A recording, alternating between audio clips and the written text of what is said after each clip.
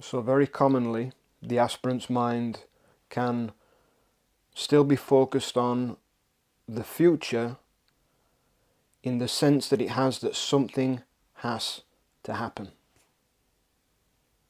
So in the beginning, the aspirant is searching for what it is, for freedom, for the idea it has of awakening or enlightenment in the future, tomorrow, next week, next year. Then it starts to realize it's not going to find it in the future because really there is no future, and that what it's really looking for is already what it is and what is already instantaneously present. But even though it accepts that, very subtly, it can still be waiting for something to happen. Waiting for something to change, for something to be different, for some kind of explosion. Because subtly, the mind is judging, is comparing, based on what it has heard, what it's heard others say. Oh, this happened to me. It was like this. You should see this, you should see that. It's got all these conditions in its mind of what it thinks should happen, needs to happen. But actually, it is not even a happening. It is not even an experience. It cannot be a happening or an experience because these things are in time. These things come and go. And if something can be experienced, then it can also not be experienced. If something happens, then it can also not happen.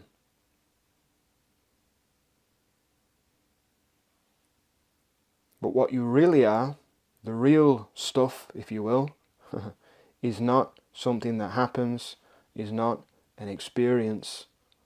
It is something that is instantaneous, timeless, already what it is. And even if it hears that, very subtly it's still waiting for something.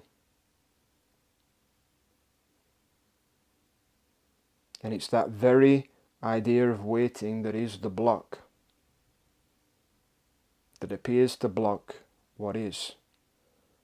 It cannot really block what is, but it can seem to be a kind of blind spot in which you can't see it, you can't sense it directly. Because you're consumed by the idea, you're consumed by a projection, an imagination of how it should be.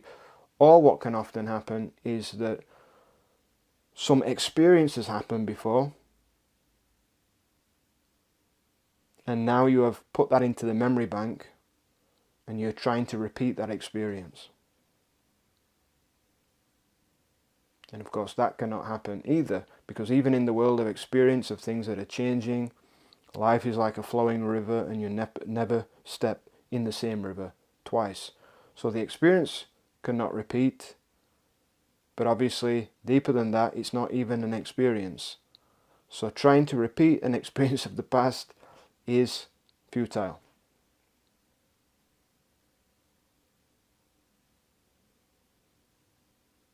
So the moment you are without that idea, then what really is the real stuff is revealed. There is contact with reality. But as long as you are in the idea of something having to happen, it being a certain way, or having to repeat a certain experience, you just seem to block that. It's the blind spot you can't see. This seems to be very common. And it can be a trap, a cycle, a loop that you get caught in, a thought loop.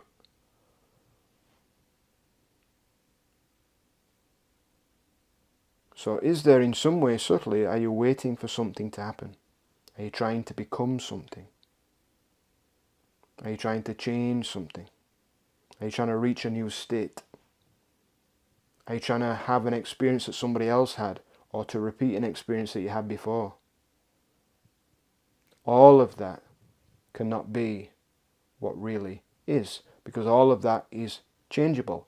All of that happens in perceived time, which is really to say it just happens in the mind. These are just the thoughts that you are having. The moment you are without those thoughts, here it is. Quicker than quick, instant. And if something is instant, if something is timeless, then how much time does it take to be it? No time at all. But if you think you have to become it, if you think you have to achieve it, if you think something has to happen, then you create time. You kick the can down the road, you delay what you are.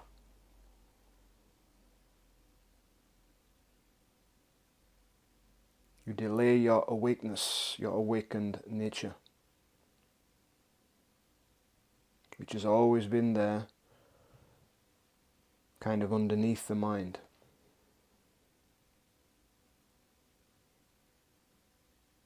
So, being aware of this, can you just simply drop that idea?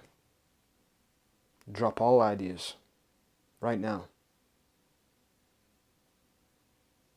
And not think that you understand, not try to have an idea of how it should be.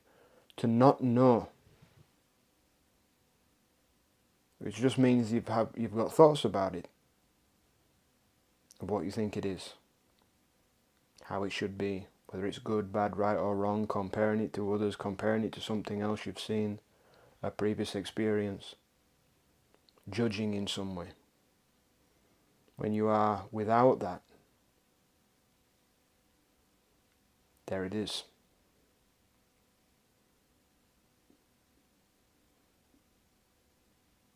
You see that all you ever really have, or all that ever really is now.